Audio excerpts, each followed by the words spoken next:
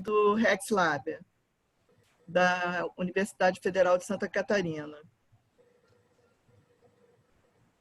Tá bom, então, agradeço, Rita, e vou aqui fazer a introdução, né? Queria iniciar agradecendo imensamente, né, a presença do professor Juarez, do professor João Bosco, para a gente da Coordenação de Integração Acadêmica do Centro de Tecnologia. É uma honra, né, tê-los aqui para falar sobre o RexLab, tá? Nós temos desenvolvido diferentes ações, né, objetivos pela Coordenação de Integração Acadêmica, e essa está totalmente alinhada com os nossos objetivos. Então, agradeço imensamente em nome da Coordenação de Integração Acadêmica.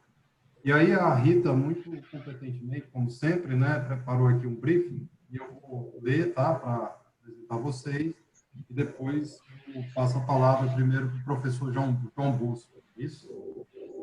Então, assim, o ensino remoto foi imposto pela pandemia, e um dos grandes desafios é oferecer aulas de laboratório para os estudantes nos cursos de engenharia. A experimentação remota possibilita o compartilhamento de recursos utilizando a internet e outros meios tecnológicos para prover o acesso a equipamentos diversos ou artefatos experimentais para a realização de atividades de laboratório.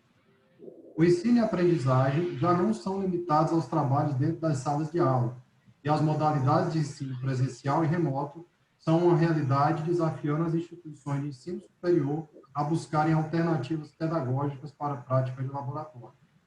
O laboratório de experimentação remota é um ambiente de ensino e aprendizagem que tem como características a mediação remota da realidade com usuários e experimentos em espaços geográficos distintos.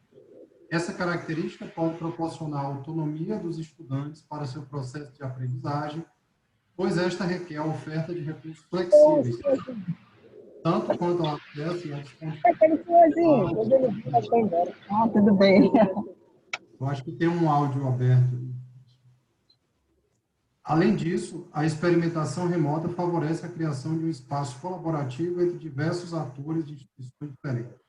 E aí, o RexLab, da Universidade Federal de Santa Catarina, conta atualmente com uma rede de 12 universidades, que é a RexNet, em 5 diferentes países, e hoje fará a apresentação do laboratório, os projetos em desenvolvimento e os recursos disponíveis na sua plataforma.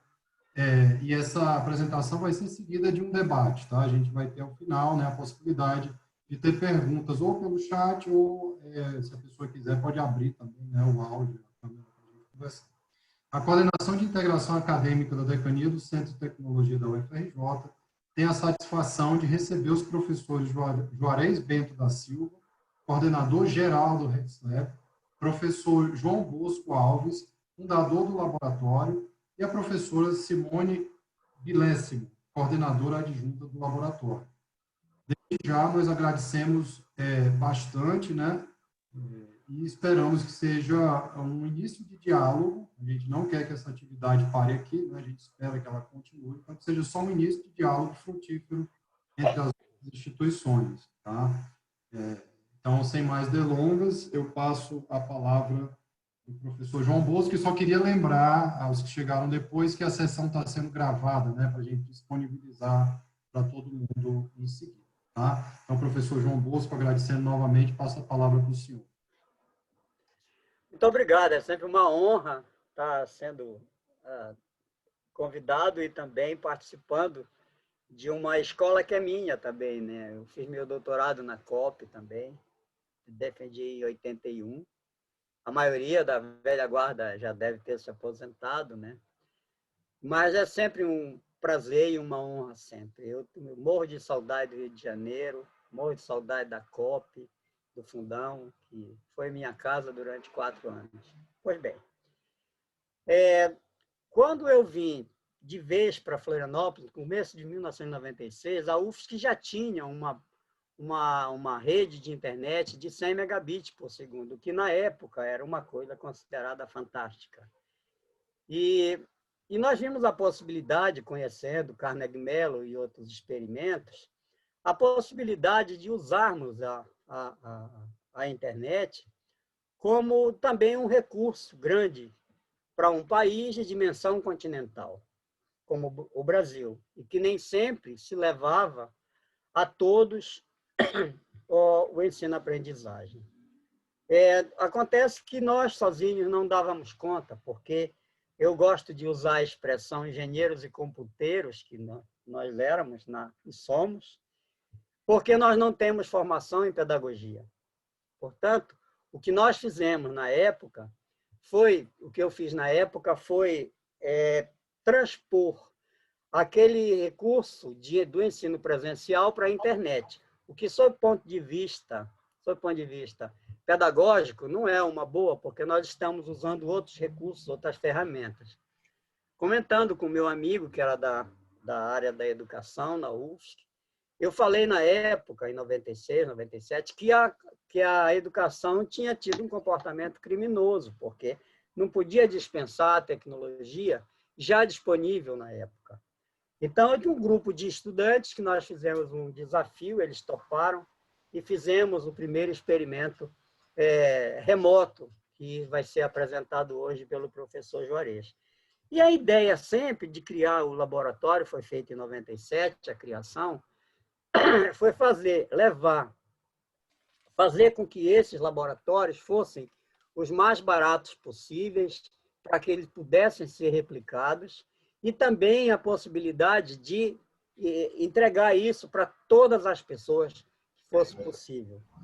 Portanto, uma das premissas básicas que nos orientou sempre no laboratório, no RexLab, parece o nome de cachorro, né? Mas o R é de remoto, o X é de experimentação e Lab de laboratório. Como nós tínhamos parceria com instituições europeias e latino-americanas, era importante que nós colocássemos a sigla do texto em inglês. De qualquer maneira, a ideia era fazer inclusão social de um modo geral. A parte que nos tocava era a parte que nós tínhamos competência na área tecnológica. Uma vez criado esse laboratório, os primeiros passos foram dados e depois eu consegui um estudante brilhante que fez o mestrado e doutorado comigo, que é o professor Juarez Bento da Silva. Ele desenvolveu na dissertação de mestrado dele o primeiro microservidor de internet feito no Brasil. E se não estou enganado, o custo era de $30, alguma coisa. Tinha um concorrente internacional que era $100 e poucos, né? Então, para a defesa do professor Juarez, nós contamos com a presença do professor José Manuel Martins Ferreira, da Universidade do Porto, que gentilmente me convidou para participar, para dar uma palestra na Universidade do Porto, e a partir daí nasceu o primeiro grande projeto com a comunidade europeia e América Latina, chamada RexNet, que o professor Juarez vai comentar depois. E a partir daí só cresceu. Na medida em que eu me aposentei, passei a coordenação para o professor Juarez e também para a professora Simone, que nos empresta não só a sua competência, como também a sua doçura no tratamento dos nossos estudantes. Nós temos uma característica no nosso laboratório, que nós pegamos alunos da graduação desde o calouro. Então, em geral, a gente estimula a desenvolver trabalhos científicos, e o nome deles vai também nos trabalhos científicos. Quando eles terminam a graduação, eles já têm uma quantidade razoável de publicação. Então, a partir daí, nós tivemos vários encaminhamentos do laboratório, já com participação do professor Juarez, também com a professora Simone, e hoje nós temos uma quantidade razoável de projetos já desenvolvidos e outros também em andamento. Eu acho que esse é o preâmbulo que eu gostaria de fazer, e agora passar a palavra para o professor Juarez, né, professor Juarez? Obrigado também, sempre muito obrigado para a Simone, e obrigado à UFRJ por nos permitir esse início, né, de parceria, porque nós temos o maior interesse em replicar esses experimentos e esse laboratório com a UFRJ e e também pedindo a cumplicidade da UFRJ para nos ajudar a ter outras cumplicidades, outras universidades cúmplices também nesse projeto. Obrigado a todos. Eu vou ficar aqui assistindo, né? Só vou desligar o meu vídeo para que a banda não seja comprometida. Ok. E boa tarde, pessoal. Boa tarde a todos. Primeiro, gostaria de agradecer o convite, né, para poder nos aí mostrar um pouco do nosso trabalho no RexLab, referente aos laboratórios virtuais e remotos. E também, assim, sempre agradecendo ao professor João Bosco, sempre colaborando conosco, participando ativamente de todas as ações, todas as atividades aqui do RexLab. Então, pensei numa apresentação, quer dizer, pensamos na apresentação da seguinte forma: eu vou colocar uma série de slides, também um pequeno vídeo mostrando os laboratórios remotos que nós estamos trabalhando, e daí a professora Simone também vai participando, nos apoiando nas falas, né? E apresentado isso, né, que esses slides eles constam de contextualizar os laboratórios remotos, né, apresentar um exemplo, né, vamos mostrar um exemplo que estamos utilizando aqui nas capacitações com docentes, referente a como integrar um laboratório remoto dentro de um plano de aula, algo bem simples, extremamente simples. Depois mostramos os laboratórios disponíveis que nós temos, os desdobramentos, a plataforma aberta para construção e disponibilização de laboratórios remotos, né, que é algo que queremos mostrar efetivamente para todos vocês, para que a partir dela possamos aí desenvolver algumas parcerias, e depois abrimos para discussão, e daí nós trabalhamos aí com vocês nesse sentido. Eu vou compartilhar a apresentação, nós vamos iniciar.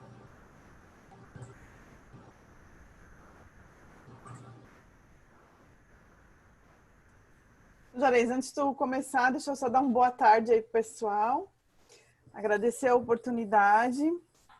É sempre muito importante para nós a participação nesses eventos, mostrar o nosso trabalho, compartilhar um pouquinho do nosso trabalho, encontrar novos parceiros, e isso é fantástico. Assim, o RexLab, o professor Juarez está desde 1997, né, com o professor Bosco. Eu iniciei os trabalhos no RexLab em 2012, e digo para vocês assim que eu encontrei um local que realmente, né, um grupo que é uma família e que é a universidade na essência, né? Existe uma interligação muito forte entre ensino, pesquisa e extensão.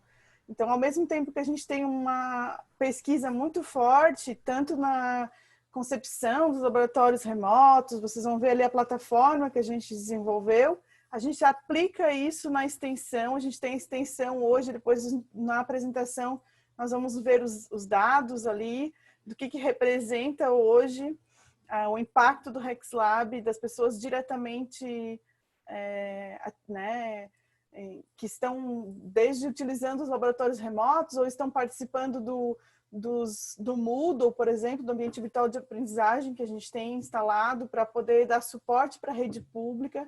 A gente trabalha muito com a rede pública de ensino, então desde escola indígena, tá, até diversas realidades. Muitas vezes as pessoas acham que a gente está no sul do Brasil e que a nossa vida aqui é maravilhosa, que tudo é muito lindo, né?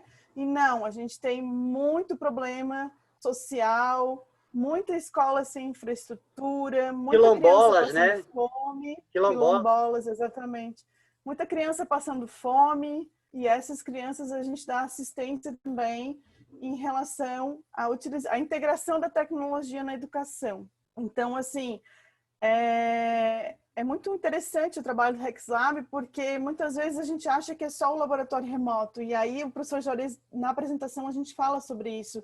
Para poder integrar o laboratório remoto num plano de aula de um professor de educação básica, a gente precisa capacitar o professor, porque senão a coisa não vai fluir, né? Então a gente teve que trabalhar toda essa questão de capacitação, a gente tem cursos de capacitação. Agora, na pandemia, a gente foi muito assim solicitado em função de capacitação online. A gente atende 2 municípios integralmente aqui próximos, né, rede pública de ensino, fora os demais que já eram parceiros.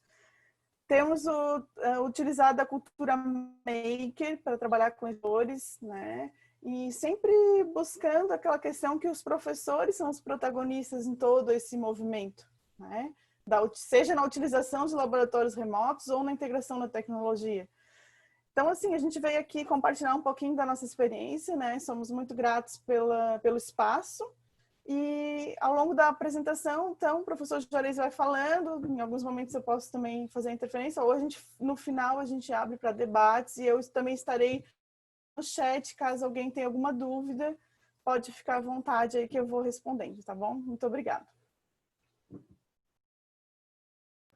E, Simone, eu penso que tanto tu quanto o professor Bosco, né, vão interferindo nas falas aí, vão contribuindo ao trabalho de todos aí, né?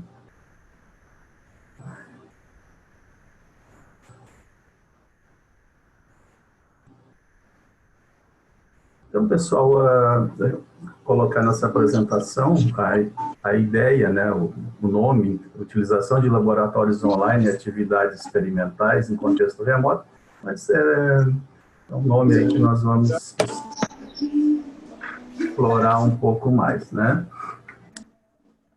O primeiro já foi abordado, o Laboratório de Experimentação Remota, ele data de 1997, então temos aí uma atividade já de algum tempo, isso fomos trabalhando tecnologias, disponibilizando, e nasceu como o professor Bosco colocou, né, a proposta lá no início, ele me colocou, tem uma frase dele lá em 97 que eu levo sempre, falo sempre em todas as palestras, né, olha, vamos produzir ferramentas, dispositivos para integrar na educação, todos os níveis, na educação pública principalmente, trabalhando, né, que sejam todas abertas e que sejam de baixo custo. Daí a frase que ele me disse é o seguinte, porque com muito dinheiro qualquer um faz. O desafio é a gente fazer com pouco dinheiro.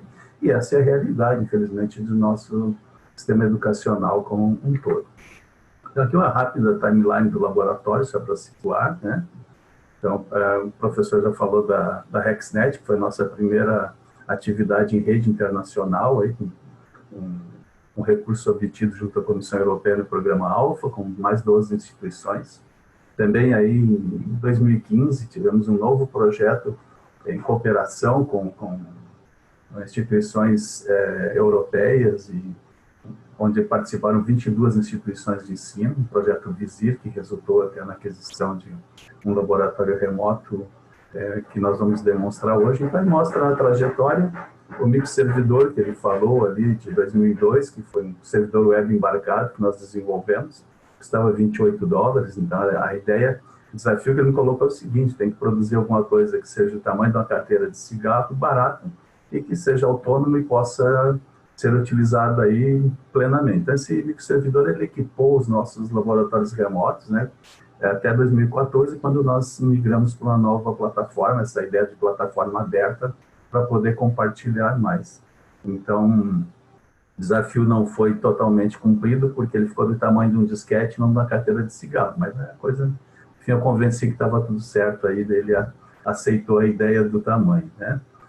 Em termos de, contextualizando a questão de ações do RexLab, a professora Simone falou das nossas ações de extensão, nós entendemos, primeiro, o seguinte, a educação é um todo e nós temos que nos preocupar, enquanto instituição pública, aí, com recursos do contribuinte em atender, né, interações de pesquisa e extensão que possam cobrir todas as faixas. Então, para nós, a educação, temos ações na educação infantil, fundamental, médio e todos os níveis educacionais. E, principalmente para a educação básica, nós temos um programa iniciado em 2008, chamado Programa Intec Edu, que hoje nós atendemos em mais de 11 mil alunos, são de 40 escolas, fazemos capacitação continuamente, né? Essa capacitação sempre colocando o docente como protagonista do processo, ou seja, cabe a ele desenvolver o seu plano de aula, integrar isso no ambiente virtual. Por limitações tecnológicas, a gente infelizmente não consegue atender mais, né? Porque o que acontece? O professor faz a capacitação, Havendo a possibilidade presencial, que agora não temos essa possibilidade, mas nós tínhamos sempre oficinas maker, onde nós temos impressora 3D, corte laser, e o professor desenha o seu objeto de aprendizagem, o seu game, para integrar esse material no seu plano de aula. Então, esses planos de aula que eles vão construindo, nós disponibilizamos para esses docentes um espaço no Moodle, onde eles efetivamente praticam a capacitação e disponibilizam para os alunos deles. Então, hoje, como a professora colocou, dessas 40 escolas, nós temos 2 municípios aqui próximos a Araranguá, que nós atendemos todas as escolas municipais. São municípios relativamente pequenos, isso nos dá em torno de 8 escolas, não são muitas turmas, mas se faz o atendimento integral, fazendo a capacitação, disponibilizando o ambiente virtual, e esses professores acessam, né? Então, fica muito feliz todo dia verificando os logs dos alunos acessando continuamente o Moodle, acessando os materiais, os professores melhorando esses materiais disponibilizados, e a gente vê o seguinte, ela da infantil até o Fundamental 2 nessas escolas e nas demais. Aí envolve também uma escola indígena, que nós temos um trabalho bem diferenciado lá, publicamos uma série de materiais com ele, um livro agora produzido pelos próprios alunos da escola indígena, então esses materiais a gente pode ir colocando até nos links aí no chat, são materiais bem interessantes. Também em relação a esses docentes, nós vamos selecionando as melhores práticas desses docentes em relação à capacitação e utilização das tecnologias, e publicamos, estamos na 4ª edição de um e-book chamado As Melhores Práticas dentro desse programa Intec Edu. Então, a gente procura dar visibilidade a esses professores e temos esse trabalho assim, bastante interessante. É muito, assim, ele nos deixa muito feliz em relação a esse trabalho. Outra questão, né, Juarez, é que muitas vezes professores da rede pública, além da carga horária deles ser bastante alta e atenderem várias escolas, 3 turnos, eles muitas vezes não procuram a questão da continuidade dos estudos em relação à pós-graduação. E aí, com essas oficinas, com esse trabalho que a gente faz de capacitação, muitos estão migrando para processo seletivo de nosso mestrado, por exemplo, que nós temos uma área de tecnologia educacional. A gente fica muito feliz, né, que vários professores, com essas publicações, participando desses relatos de experiência, até mesmo no evento que o CITED, que a gente fez algumas edições esse ano, em função da pandemia, a gente acabou não ocorrendo, né? Mas eles se motivam. Isso para a gente, sim, também é um resultado muito... Somos muito felizes com isso, né, Juarez? A gente tem toda essa turminha do aqui no slide, né? Vocês podem ver a figurinha ali. A gente tem toda uma turminha HexLab desenvolvida para os professores também utilizarem no Moodle. Então, a gente tem um trabalho, assim, bem interessante, né? Uma abordagem bem sistêmica dessa questão da integração da tecnologia na educação.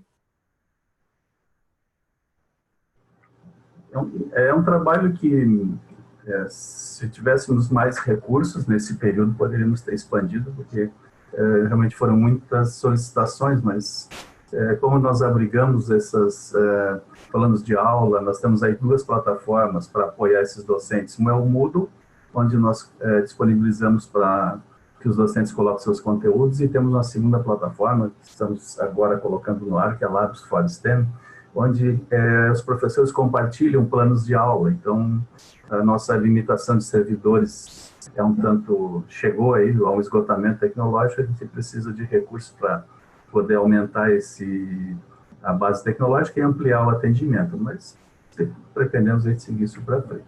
Isso é só uma breve introdução.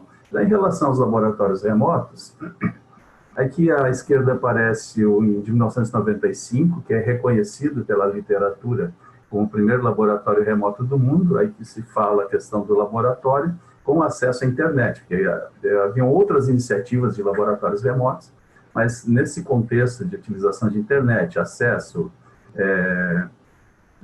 monitoramento, controle, é reconhecido como o primeiro da Universidade do Oregon, até da professora Carissa lá, que o professor Bosco é amigo dela, né? Amiga do professor Bosco, a Carissa Então, o primeiro laboratório remoto, reconhecidamente pela literatura, é esse, em 95.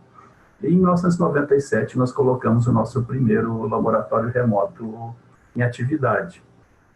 Ele constava dessa placa que está sendo mostrada, né? Espetada num slot de um IBM-PC, e onde o aluno, numa conexão de internet, ele conseguia fazer práticas com o microcontrolador 8051, utilizando Force, utilizando BASIC. Então, foi o nosso primeiro laboratório remoto, ele foi reconhecido até internacionalmente, e fez parte do livro do Mike Predico sobre o 8051 como uma das ferramentas a serem utilizadas para práticas com 8051. Então, nós dizemos o seguinte, olha, enquanto o pessoal também já estava fazendo, a gente já estava pensando. Então, é a ideia nossa sempre do RexLab de buscar desenvolvimentos, a questão de vanguarda. Por exemplo, em 2008, nós começamos o desenvolvimento com mundos virtuais 3D, utilizando laboratórios remotos. Avançamos um pouco, não conseguimos levar adiante todo o projeto, embora funcional, porque encontramos muitos problemas na questão de clientes, para o ambiente de clientes open source, para mundos virtuais 3D para dispositivos móveis. Espero ainda retomar esse trabalho, porque nós conseguimos desenvolver tranquilamente o acesso, temos aí uma documentada e publicada, da utilização de laboratórios remotos dentro de mundos virtuais 3D. Então, a gente sempre procura algumas tecnologias e vai testando, né, para depois torná-las mais, colocar em ação. Então, o que é um laboratório remoto? O laboratório remoto, na realidade, ele consta de software e hardware, e se pode acessar, onde se acessa um dispositivo, um equipamento real, localizado em algum local, uma instituição educacional, por exemplo. Então, isso permite, por exemplo, que um estudante possa acessar um microscópio, ou possa acessar um banco óptico, como mostramos, um plano inclinado, que de fato existe real, via internet. Então, isso permite, né, que os alunos possam realizar essas sessões remotamente. Laboratório remoto é diferente de laboratório virtual. Isso é sempre uma confusão que aparece, né, da questão do laboratório virtual e o remoto. Em geral, depois que a gente conversa a respeito do laboratório remoto, alguém ainda fica com aquela dúvida, puxa, mas isso é um vídeo, né? Não, não é um vídeo, isso é um aparato físico real para as práticas. Aqui é uma classificação, vou passar rapidamente sobre esses tópicos, né? É uma classificação feita pela turma aí do Projeto GoLab, Danilo Zutin, Michael Auer, a turma toda ali, que publicaram isso na 3E EduCom, e a gente tem utilizado nas nossas publicações, nas nossas apresentações, por achar que ela é bem interessante, assim, que é bem fiel. Onde eles classificam os laboratórios hands-on e laboratórios online. O hands-on, os laboratórios locais, onde se fazem as práticas nas instituições de ensino, e as simulações locais, aquelas simulações que são feitas em computadores que estão nos laboratórios das instituições, ou que estão na casa dos alunos, ou no próprio laboratório lá de práticas da própria instituição. E os laboratórios online, onde colocam dois grupos, que são os laboratórios remotos e os laboratórios virtuais. Os laboratórios remotos, onde se pode fazer interação com os dispositivos e não se trabalha sobre modelos. E o laboratório virtual, que são as simulações online. Aí tem, por exemplo, o FET Colorado. Aqui também é colocado muito rápido, né? Esses materiais a gente pode disponibilizar, só colocar a questão aqui de uso de equipamentos reais, então, virtual e simulador não, remoto, e o laboratório de práticas presencial, sim, né? Questão dos resultados, então, nos simulador e no virtual são modelados, e no laboratório remoto são resultados reais, assim como no laboratório presencial. Aí, mais questão de conexão com a internet, se precisa ou não, interação síncrona e assíncrona, disponibilidade, então aí nós vemos que a disponibilidade do laboratório remoto é maior, né? Ele tem uma disponibilidade a qualquer momento, a partir de equipamento real com resultado real. Então, isso implica uma vantagem interessante. Esse quadro foi produzido pelo professor Garcia Louro, também é parceiro nosso em projetos lá da Universidade Nacional de Educação à Distância, em Madrid, onde participamos do projeto Vizir. Isso aí faz parte da tese dele. Então, é um material assim, bem bacana, ele documenta bem, ele explora muito esse tema lá dentro da tese, uma vez que na UNED eles têm usado muitos laboratórios remotos para apoiar, né, esse trabalho com ensino à distância, apoiar os cursos nas diversas áreas. Eles têm assim, muitas iniciativas bacanas lá e muitos usos documentados sobre o uso de laboratórios virtuais e remotos. Então, assim, também cabe ressaltar ali a questão do custo, né? Que aparece também no quadro, né? Que alguns laboratórios remotos, eles têm custo de acesso, inclusive depois vai aparecer um parceiro nosso ali, que também é bastante conhecido mundialmente, né? O Labsland. E os nossos do RexLab são gratuitos, né? São todos abertos. Exato, é bem colocado, né? Tem, principalmente em versões pagas, né? Os laboratórios remotos têm avançado bastante no mundo. Então, tem algumas empresas já explorando há algum tempo isso, né? Com laboratórios mais sofisticados. Vocês vão perceber que nossa proposta de laboratórios, existem muitos tipos de laboratórios, né? Existem muitas empresas oferecendo fora, instituições oferecendo gratuitamente. A nossa proposta é o seguinte, são laboratórios simples e de baixo custo. Então, tem, por exemplo, Labsland, Labicon, esses outros que cobram, tem plantas sofisticadas na Austrália, com apoio governamental, receberam bastante recursos, laboratórios remotos fazem parte lá das políticas educacionais, eles têm plantas muito sofisticadas e bem caras, né? A nossa proposta é bem diferente aqui, é no sentido de que temos que produzir coisas baratas e simples. Então, essa nossa proposta pode ser assim, bastante simples para alguns observadores, mas, como a professora Simone colocou, levar em conta que existem alguns muito sofisticados, alguns disponíveis, outros pagos, né? Então, essa é de maneira geral. Então, em relação aos laboratórios remotos, um ponto interessante, né, é a minimização das barreiras espaço-temporário. Então, ele fica disponível 24/7, o aluno pode fazer suas práticas dentro do ritmo dele, dentro da maior comodidade para ele, né? Então, isso também é uma maneira de promover a autoaprendizagem, está disponível para ele fazer as práticas a qualquer momento, ele vai se motivar em determinado horário, então, eu quero fazer domingo à noite. Eu falo aí, o pessoal fica meio... Mas são dos logs que eu obtenho de laboratório, são assim, o pessoal tem práticas sábado à noite, domingo à noite, madrugada, então o pessoal vai lá e resolve fazer. Então, o laboratório ele tem essa vantagem, que é um laboratório com as portas sempre abertas, né? Isso está sempre aberto para o aluno.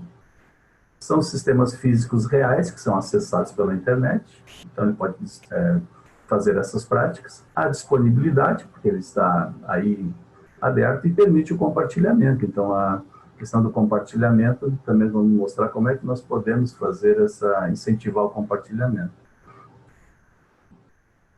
Dito isto, o que a gente coloca? É que eles podem contribuir para melhorar o ensino e aprendizagem a partir de novas pedagogias, né, que incluam essas tecnologias.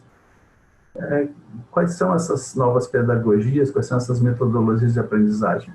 Aí vem o papel do professor, né? Aí, como nós colocamos, também uma das premissas básicas nossa em termos de condução de projetos, o docente é o protagonista e deve ser quem venha produzir os seus conteúdos didáticos. Então, ele precisa avaliar os recursos que tem e ver em qual momento é interessante integrar ou não isso dentro do seu plano de aula. Então, nós provemos ferramentas, essa é a nossa ideia. Então, em relação às metodologias pedagógicas, né, cabe ao docente desenvolver e certamente esses recursos poderão contribuir para tornar os ambientes de aprendizagem mais atrativos e mais alinhados até com a realidade desses nossos estudantes, que hoje, por exemplo, utilizam em larga escala dispositivos móveis para acesso à internet. Então, temos que pensar nisso. Tanto que depois vou falar lá na frente que o próprio GPMRE, que é o Grupo de Trabalho de Experimentação Remota Móvel do laboratório, a preocupação sempre foi produzir as interfaces dos laboratórios remotos responsivas, né, para que se tenha um uso adequado com dispositivos móveis. Uma vez colocados esses pontos, nós indicamos como potenciais usuários dos laboratórios remotos todos os níveis educacionais. Então ele pode ser, por exemplo, utilizado para os cursos da modalidade EAD. Isso é um ponto interessante, porque nós temos aí mais de 90 habilitações de engenharias em EAD. O número aumenta consideravelmente a cada ano, tem subido muito o número de matrículas em EAD, mas a EAD tem mais matrículas proporcionais que a presencial em termos de taxa, né?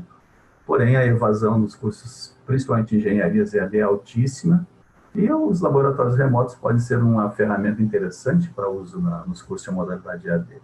Também no ensino presencial, o apoio ao ensino presencial, como estamos colocando nessa apresentação, e o apoio ao ensino presencial na educação básica e no ensino técnico. Isso assim, também é muito claro. Em termos de educação básica, hoje no Brasil, em torno de 8% das escolas no Brasil declararam no censo dispor de laboratório de ciências. Nós falamos de quase 150 mil escolas públicas, e onde só 8% declarou que dispõe de um espaço e equipamentos, talvez tenha equipamentos para laboratório de ciências. 92% dos nossos alunos na educação básica não dispõem de laboratório de ciências. Como é que se trabalha a questão do ensino de ciências? Como é que podemos trabalhar esses conceitos? Por que será que não existe um estímulo muito grande para ingressar em áreas como física, nas tecnológicas e tal? E o pessoal, quando ingressa, tem muita dificuldade na visualização, aí, em trabalhar os conceitos. Muita coisa ficou muito abstrata para eles, né?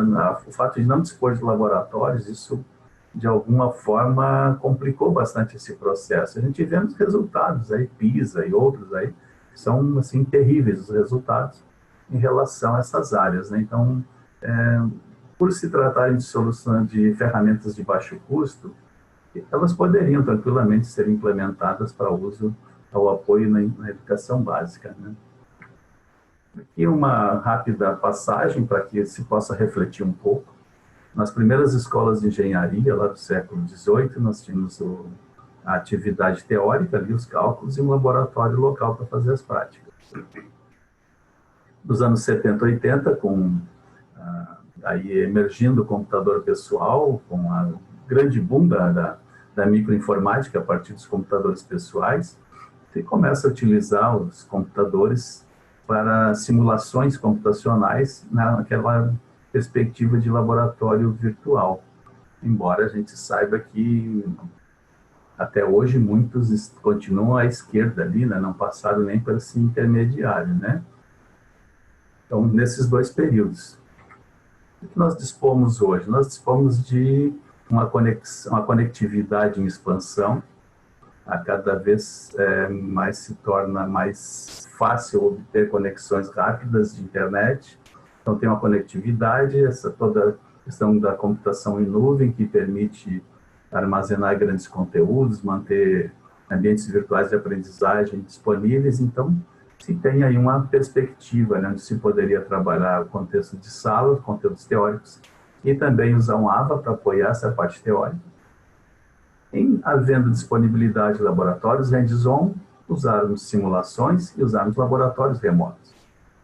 Então, a partir disso, poder construir todo um modelo de aprendizagem, aí uma metodologia, uma estratégia de aprendizagem para os nossos alunos.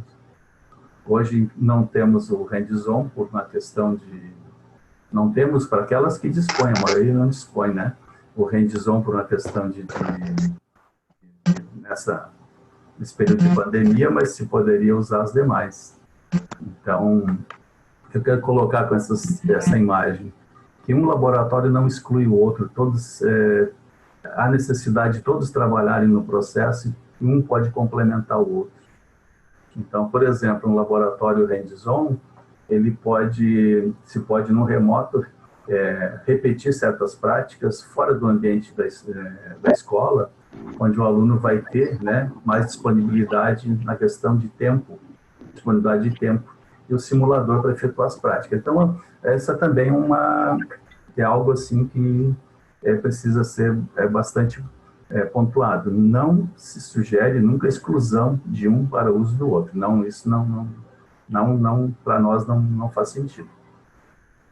Todos são complementares e se pode montar uma estratégia bastante interessante utilizando todos os recursos. Acho que esse é o ponto-chave onde a gente possa entregar para os nossos estudantes diversas formas, né, e ferramentais que eles possam aí trafegar por eles e chegar a um melhor resultado.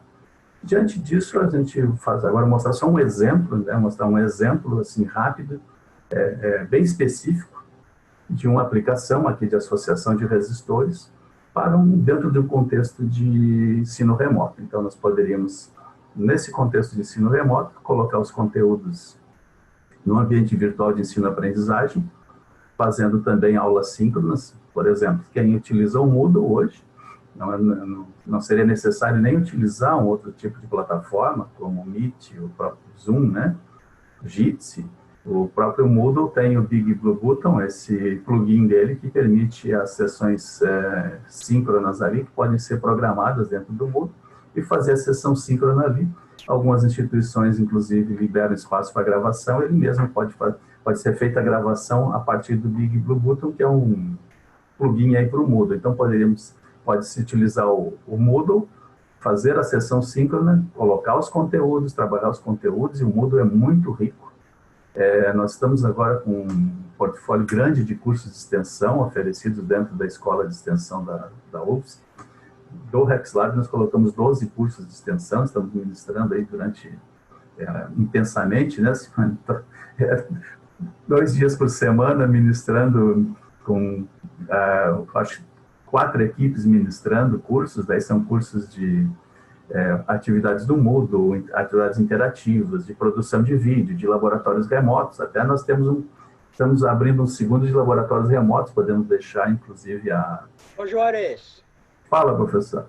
Não, é só para lembrar que o fato de se usar o plugin do Moodle é mais uma razão, é mais um resultado de procurar coisa barata, para não ter que ter gastos adicionais, ao invés de alguma plataforma proprietária. Só isso. Os gastos adicionais, ou nos convênios, como, por exemplo, a UFSC andou fazendo com a Microsoft aí, de ler as entrelinhas e as palavrinhas pequeninhas, né? Onde a gente diz que tem que dar os direitos dos materiais didáticos, né? Então, utilizando o Moodle lá, a gente está pelo menos livre dessas coisas aí, porque o Moodle é aberto, né? Então, falando ali, a gente tem um curso de laboratórios virtuais, nós podemos depois deixar o link, são 4 encontros, são cursos dentro dessa perspectiva maker, né, de efetivamente praticar o uso. Então, nós temos aí bastante...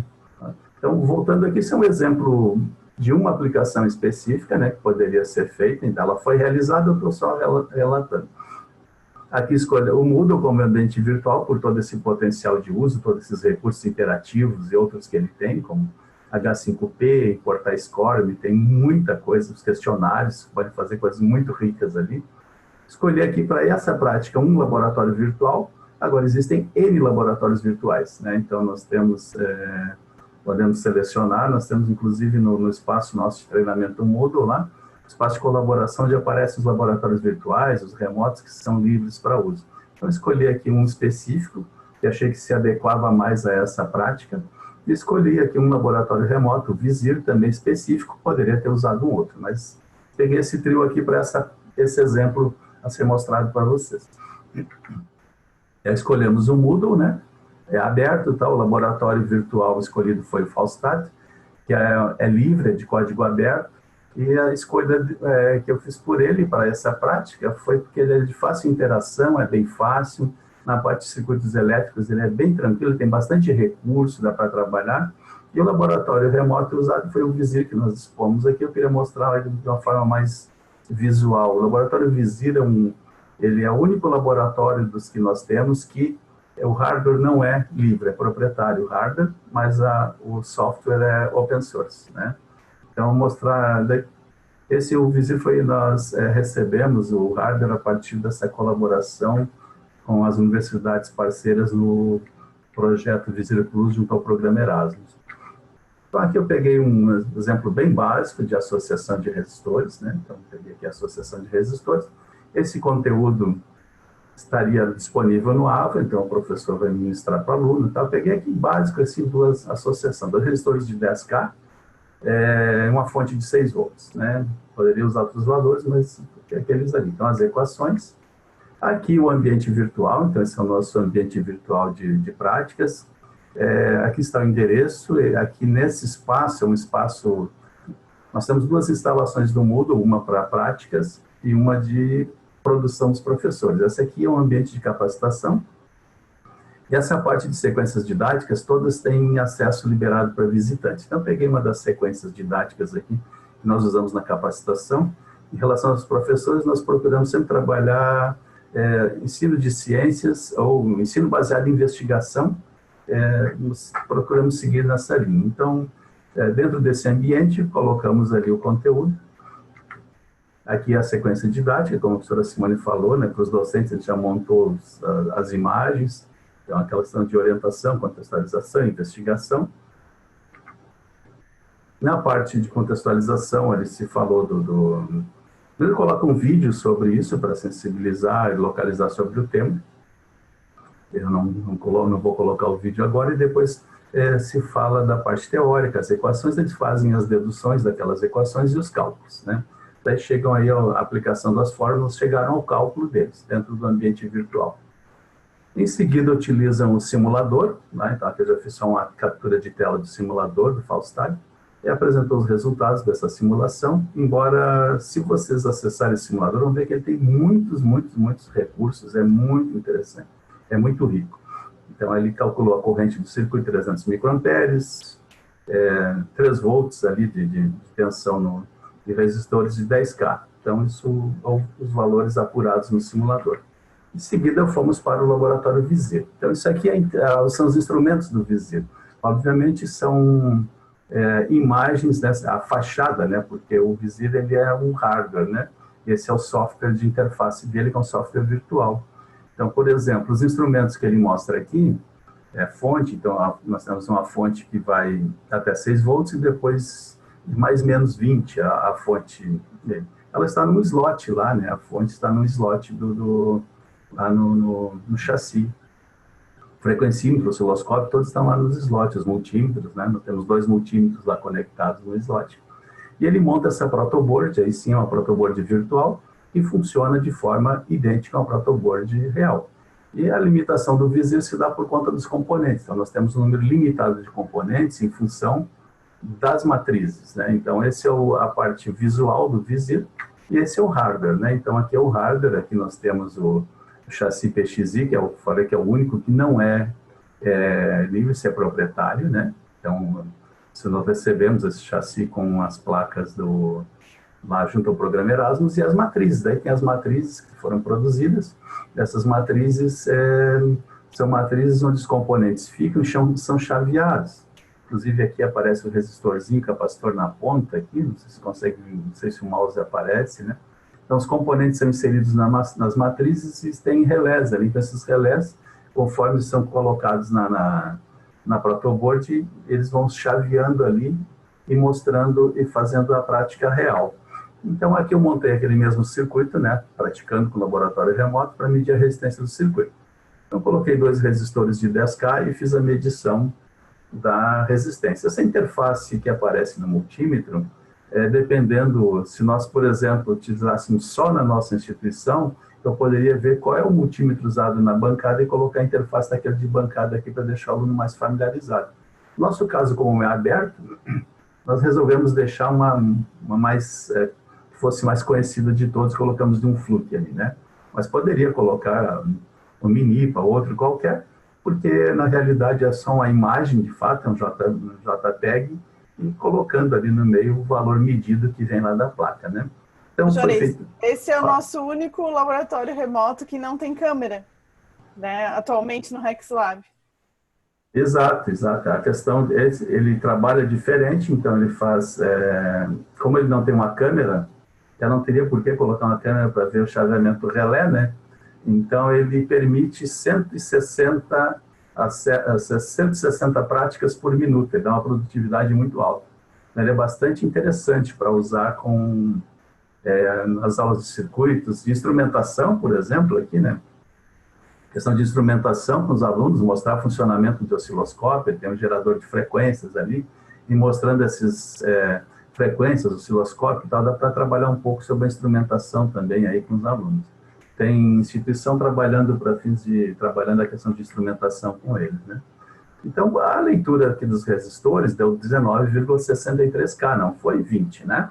Porque são resistores, de fato, são reais e até colocamos alguns com uma faixa de tolerância meia baixa, podemos alterar, colocar maiores, os valores são diferentes. Assim como eles têm valores diferentes também. O valor de tensão medido no segundo resistor, 2,995, no cálculo ideal daria 3, né?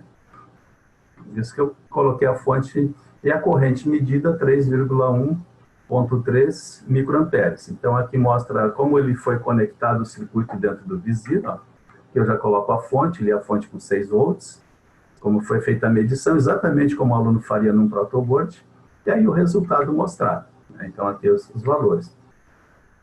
Na fase de discussão, o que se propôs para o aluno? Então, vocês façam o seguinte, efetuem os cálculos.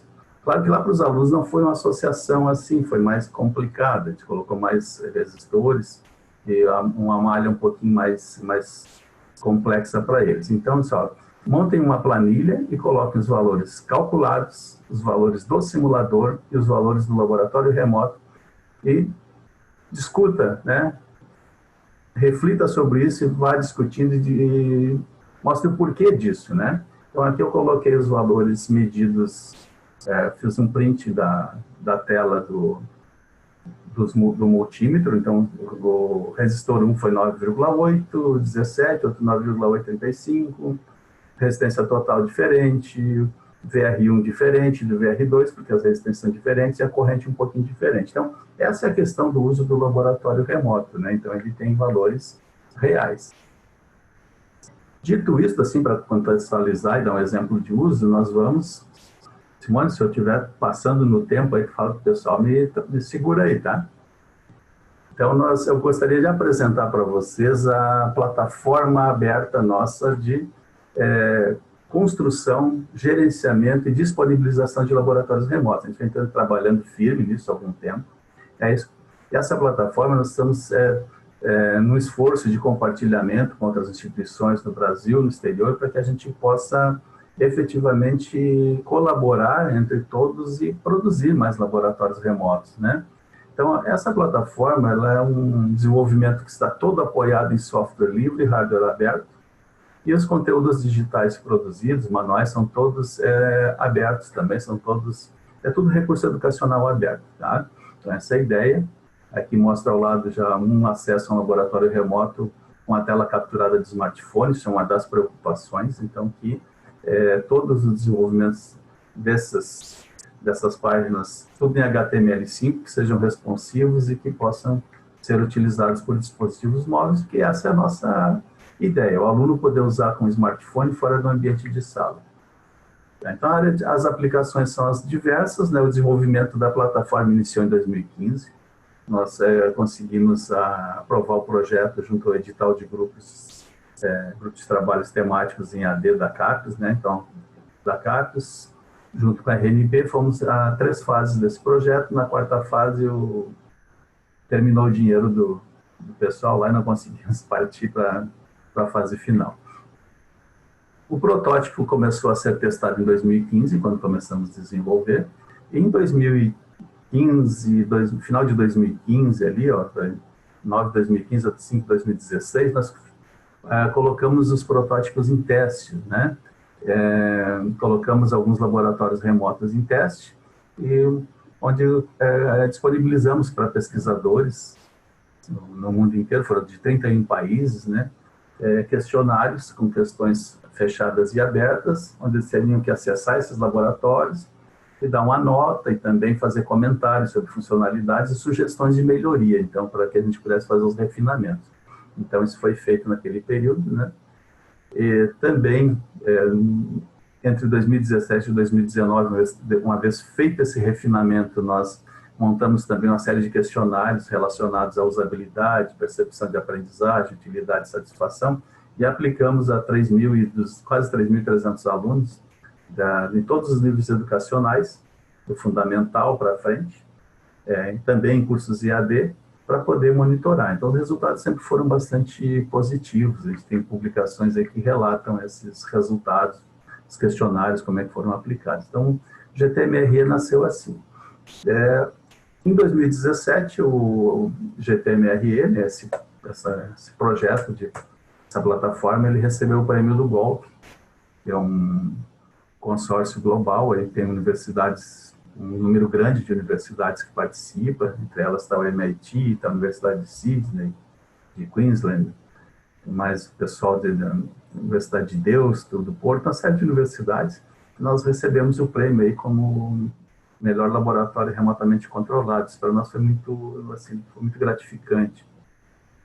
Em 2016, o Relé, que é a parte de gestão, recebeu o prêmio A Rede Educa também, como categoria de plataformas educacionais, e também um dos laboratórios remotos, que é o Bloquino, que é um laboratório remoto para ensino de programação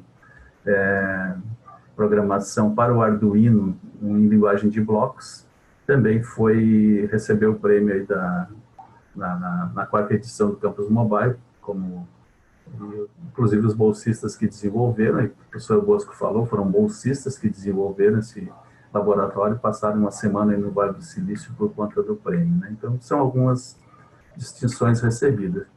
Ainda na questão nossa de trabalho de longo prazo com laboratórios remotos, nós participamos e ainda continuamos agora com outras atividades junto à elaboração da P 1876, que é essa norma da I3E. Então, participou, já foi publicado esse padrão, né? E aí temos uma foto do professor Ramadou, nosso amigão também, né, de longa data, né, por parcerias em projetos, já que temos uma parceria grande com a TELUC, lá de Montreal, e estamos mandando pelo menos um bolsista por ano lá para fazer estágio com eles, né? Então, ele veio fazer essa distinção aí para a equipe. Isso não é uma questão de autopromoção, é só para mostrar o seguinte: a gente procura realmente trabalhar o desenvolvimento de longo prazo e tentar sempre ver os desdobramentos disso.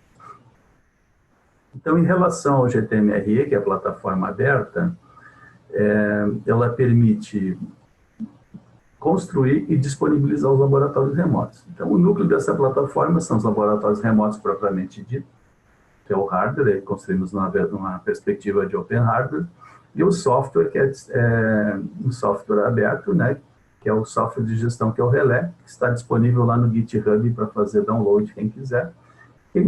Se a instituição quer desenvolver os laboratórios remotos, mas não quer, de fato, hospedar na sua instituição, pode hospedar na plataforma aberta nossa, o Relé, que é compatível, né?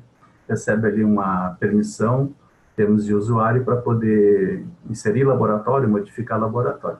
Então, é um sistema aberto para gestão, e os parceiros podem incluir e gerenciar também esse tipo de recurso. Tá? A arquitetura de hardware é uma arquitetura aberta que, a fim de ser reaplicada, né? Porque a gente tiver interesse em reaplicar. Aqui do Relé, então, ali o endereço do GitHub para fazer download, se tiver interesse.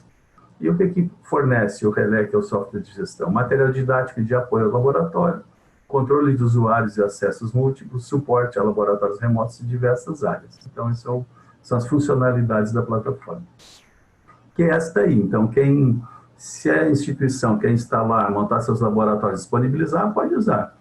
Caso ela queira produzir seus laboratórios, mas por problemas aí de gestão de rede, questão de portas e outras, que às vezes o pessoal de TI é um pouco duro nesse sentido, né? Pode hospedar junto ao Relé aqui do laboratório do RexLab. Então, essa é a interface, né? Estamos agora tentando modernizá-la, de 2015 ainda, mas os cortes de bolsa estão nos atrapalhando bastante. Então, a interface onde se pode criar experimentos e acessar experimentos, né? E à direita aqui aparece algumas funcionalidades, como editar o experimento, tal, e também tem toda uma parte de dados sobre logs, e daí se usa muito do Analytics para isso. Aqui o hardware, então, no hardware dos laboratórios, nós padronizamos. À esquerda aparece uma placa, que nós chamamos placa de aquisição e controle, que é uma placa que nós desenvolvemos e estamos hoje produzindo fora, por questões de... Fora que eu digo fora do Brasil, fazendo na China, porque ela é muito mais barata, né? Então, quem quiser replicar essa placa, os diagramas estão disponíveis, os layouts, toda a parte os arquivos ali em formato Gather, outros para mandar rodar. Se quiser também, por vezes a gente está produzindo, a gente pode pedir para quem monta para nós não temos aqui aparato para montar solda SMD, essas coisas, então a gente paga esse serviço fora. Você pode também mandar rodar mais placas e construir para quem quiser. Algumas instituições têm optado por isso.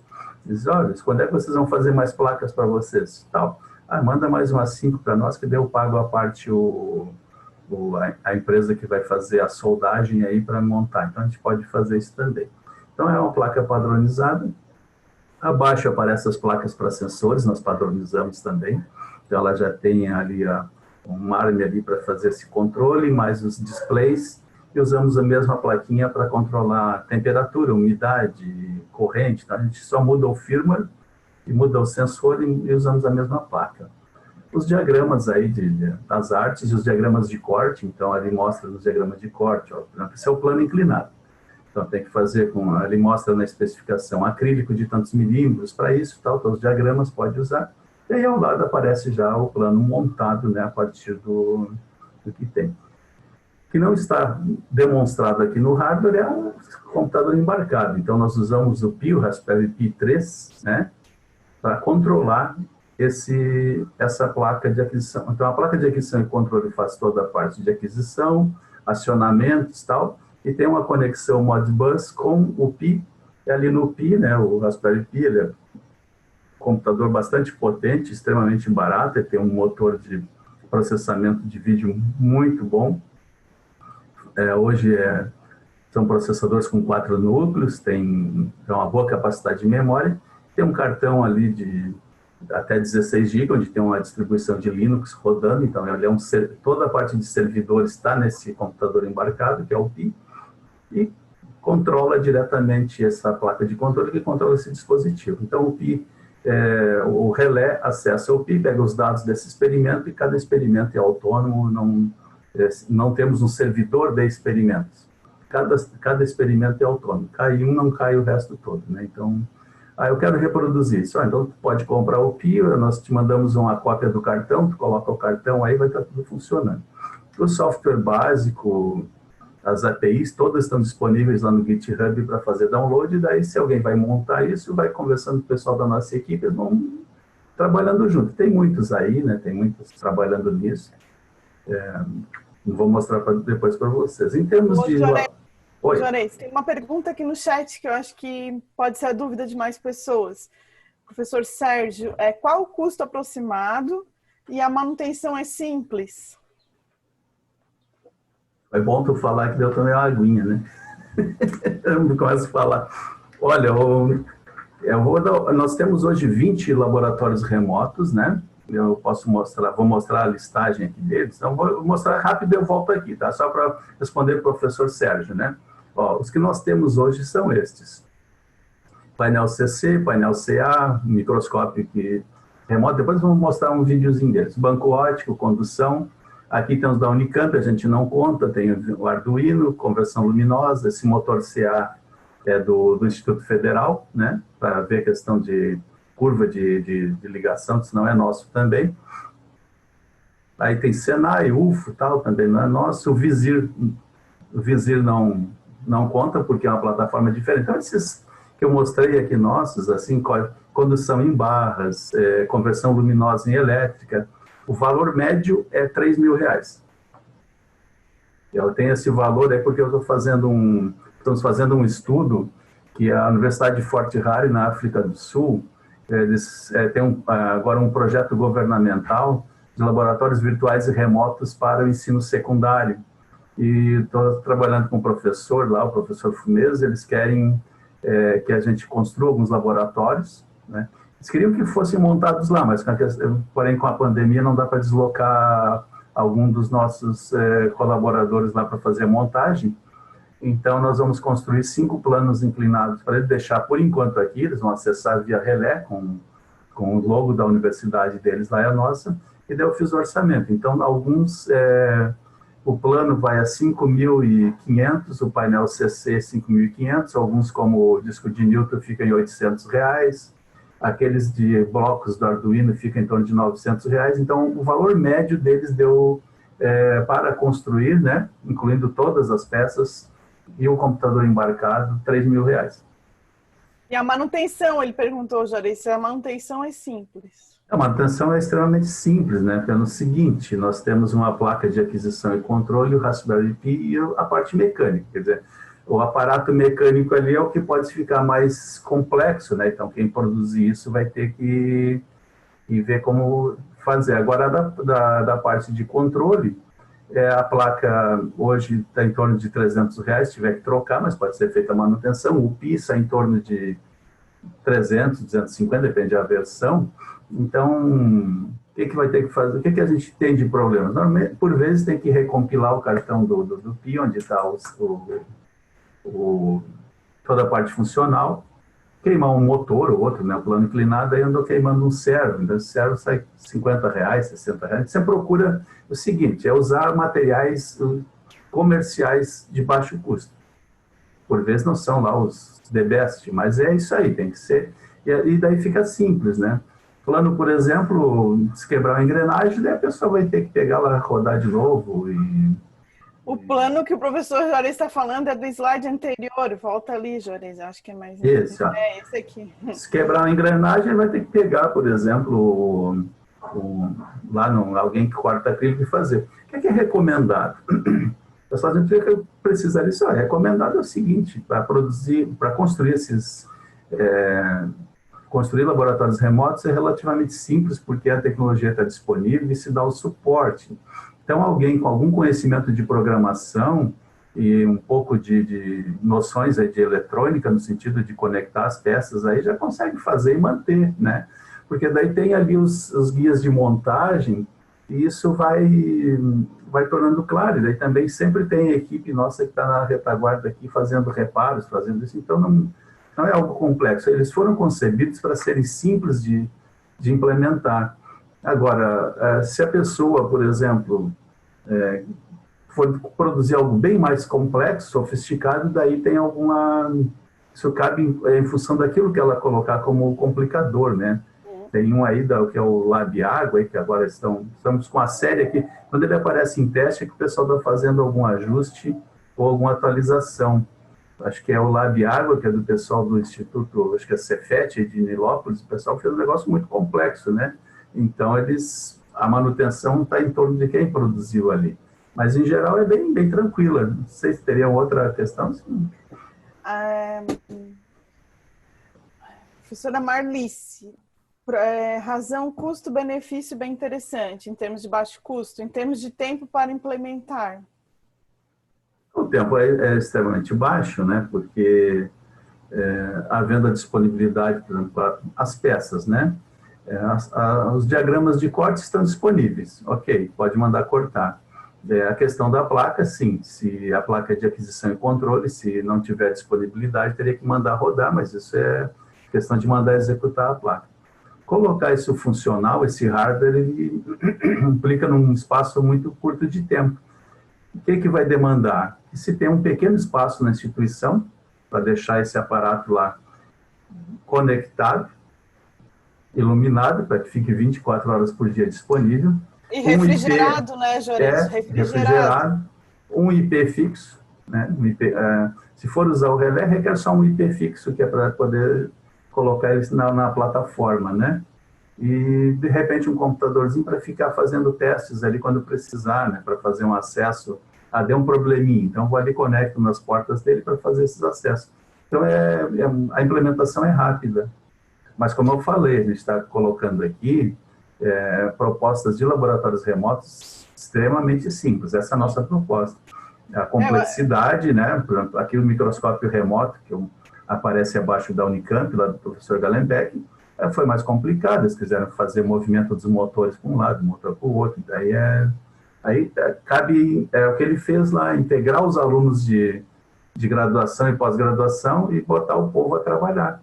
Então lá o pessoal dele estava sempre falando com a nossa turma, como é que eu faço isso, manda aquilo, manda para lá, faz para cá, e vai, né? Então eu acho que é bem tranquilo. Eu acho que o tempo maior seria em relação ao planejamento, né? O projeto desse laboratório. Porque se for replicar o que já existe, já está bem documentado. Mas se for iniciar uma ideia aí do zero, partir do zero, né? Um novo laboratório remoto, aí teria que estudar um pouco essa placa, né? Quais são...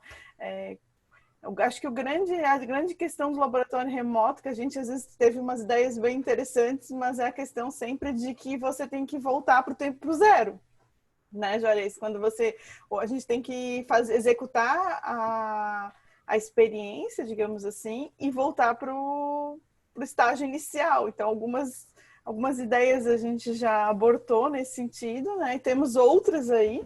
Mas eu acho que é questão de projeto mesmo. Eu diria que o maior tempo é a questão de planejamento, né? Se for um novo laboratório remoto. Mas a equipe tem toda uma experiência já para compartilhar, né? Então, o que a gente já fez que deu certo, o que não deu certo, quais são as dificuldades, o que isso implica. Então, talvez o professora que tiver interesse, fazer o contato e aí a gente faz a gente já tem, né, muita experiência nisso, então talvez ajude nesse sentido, até diminuir o tempo. 2 pontos, né, assim, que a Simone colocou, que são muito importantes. Esses laboratórios que nós estamos mostrando, excluindo o Visir, todos eles, o acesso é feito, quem vai acessar fica proprietário num slot de tempo e a câmera vai mostrando a prática, ou seja, ele tem o rendimento é baixo, uma vez que cada um pode acessar, né? A questão nossa de disponibilizar a plataforma e incentivar é para que parceiros começam a replicar existentes e criar novos, é o que vocês estão vendo nesse painel. Por exemplo, aqui, painel CC, vocês veem o símbolo da UFO e o símbolo do RexLab, significa que são 2. Então, o que acontece? Ali o tempo determinado, então, de 6 minutos, eu não sei agora ao certo. Se alguém acessar, ele redireciona para um. Se um segundo acessar, vai para o segundo. Se um terceiro acessar, fica na fila. Então, esse é o ponto. Então, se outros parceiros forem replicando, nós vamos criando as instâncias, e daí vai tornando mais rápido o uso. Alguns têm 3 instâncias. Ó. Por exemplo, o plano inclinado tem na UNED, na Costa Rica, na UFO e no RexLab. Então, podemos trabalhar com 3 simultaneamente em 3 instâncias. E aí vai. Agora, outros preferem criar diferentes, né? Então, alguns preferem criar os seus diferentes. E é o que eu acho que a professora acho que questionou e que a Simone também falou, a questão também é muito importante, a questão de voltar ao estágio inicial, o plano inclinado é né? Fez a prática, ele tem que se reconfigurar, voltar ao estágio inicial. Esses de calor também, então tem essas questões, né? Esse de meio de propagação de calor, tem que ter um período para voltar ao estágio inicial, para refrigerar o sistema, para tornar disponível. Então, são coisas assim. Mas isso aí é a questão da troca de experiências aí e melhoria, né? Então, as melhorias que se podem fazer.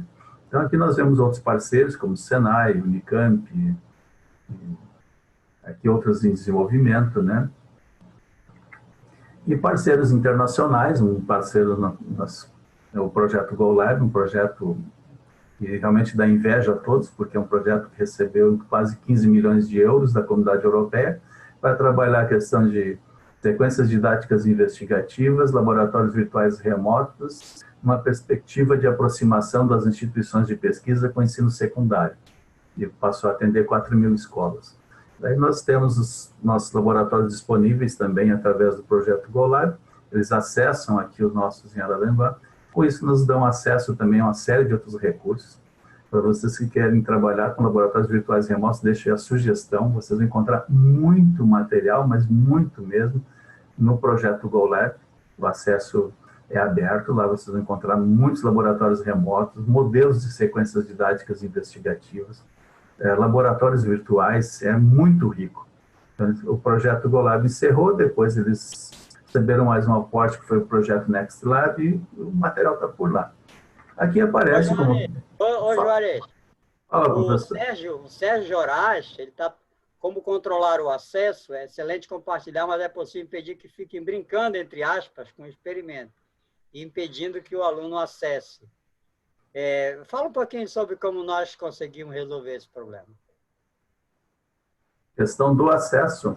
A questão do acesso é o seguinte, nós observamos que a maioria dos laboratórios remotos, principalmente no exterior, requerem um cadastro e senha. Nós até fomos questionados por isso, nós não colocamos nenhum tipo de cadastro e senha, né? O acesso é aberto até porque o aluno possa acessar a qualquer hora. Ele tem um espaço de tempo para fazer a prática, né? Então, ele não vai poder ficar, por exemplo, naquele experimento mais do que o tempo daquela prática, ele vai ser desconectado. Então, ele não... Mas muitos, né, no caso, por exemplo, se vocês quisessem desenvolver na instituição de vocês, usar o relé e tal, vocês poderiam colocar um sistema... existe um cadastro, uma autenticação com alguma login social tal para fazer isso, mas o tempo determina. Então, se ele vai fazer uma prática num painel ali, AC é 5 minutos. Se ele ficar brincando 5 minutos, a gente não pode fazer nada, mas passou, ele é desconectado.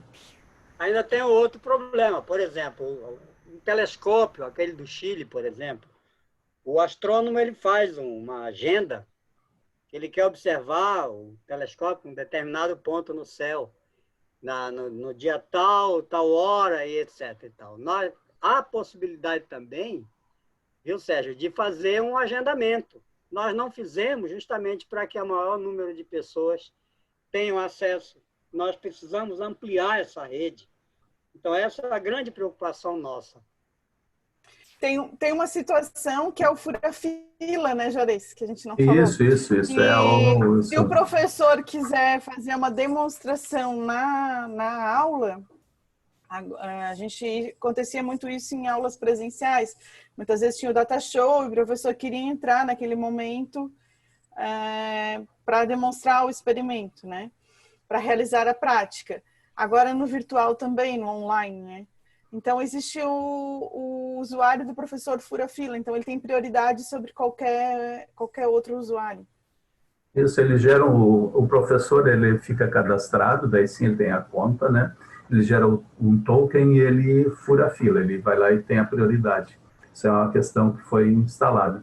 A questão do agendamento também, que o professor Bosco colocou, o WebLab Deus, que é um dos nossos inspiradores aí, que a gente trabalha acho que quase 20 anos juntos, né? Sempre trabalhar o seguinte, a questão do agendamento, eu sempre fui contra a questão do agendamento, porque por vezes os alunos podem agendar também e não cumprir aquele agendamento, né? Então, e também aquela questão de não inibir, né? Agendar implica em colocar ali uma regra que ele tem que entrar naquele momento, e não é a nossa filosofia, pode ser a de outros, né? Porque cada um tem, como a professora Simone colocou, a sua perspectiva e o seu interesse de uso. A Universidade de Deusto fica em Bilbao, na Espanha. Então, nosso foco é esse, pode não ser de quem vai utilizar. Então, o relé permite, tanto que o relé tem ali como fazer o login, cadastro, tudo, ele tem isso. No nosso caso, a gente simplesmente liberou, mas pode ser feito via login também. Está disponível no próprio relé. Aqui aparece que a professora Simone havia falado antes. Ô, Juarez, muitos professores colocam dentro do seu ambiente virtual o acesso. Então, também isso é uma possibilidade que a gente mostra para os professores nas capacitações. E com isso ele acaba tendo o controle, né, dos alunos que entraram ou não, quem fez a prática, pelo seu ambiente virtual, né, uma outra saída, digamos assim.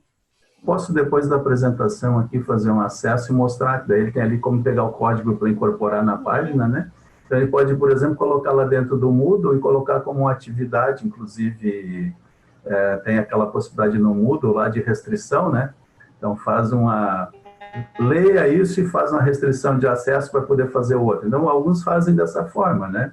Então, Ali a gente deixou dessa forma, mas principalmente em instituições de ensino superior, muitas utilizam, o pessoal tem utilizado o bloquinho, usando diversos ali, fazendo dessa forma, integrando o código dentro do seu ambiente, da sua página web, do seu ambiente virtual, e a gente nem só contabiliza os acessos por número e local, né? Nem vimos quem está fazendo. Ô, Joane, talvez seja melhor a gente concluir, acabar de mostrar o que nós temos para mostrar, e depois a gente abre para discussão, senão o tempo pode... Tá, ok. Beleza. Então, vamos lá. Então, para falar, Simone? Não, eu só ia dizer que o LabsLand é uma spin-off da Universidade de Deusto. Isso, é um spin-off do WebLab Deusto, cobrando, né, e vem essa questão, a Universidade de Deusto trabalha muito bem essa questão do parque tecnológico, né, e cobra o acesso. No nosso caso, nós disponibilizamos através do WebLab Deusto também, eles utilizam os nossos recursos, isso reverte em créditos de acesso que nós passamos para acesso a outros laboratórios que nós não temos, nós colocamos isso para os nossos parceiros, né, então a gente também é só para mostrar que existem pagos, e esse é um deles, né. Aqui mostra o claro exemplo da reaplicação do recurso. Vocês veem 2 laboratórios remotos que foram montados lá para a Universidade Estatal à distância da Costa Rica, construíram um plano, construíram um painel CC a partir das especificações.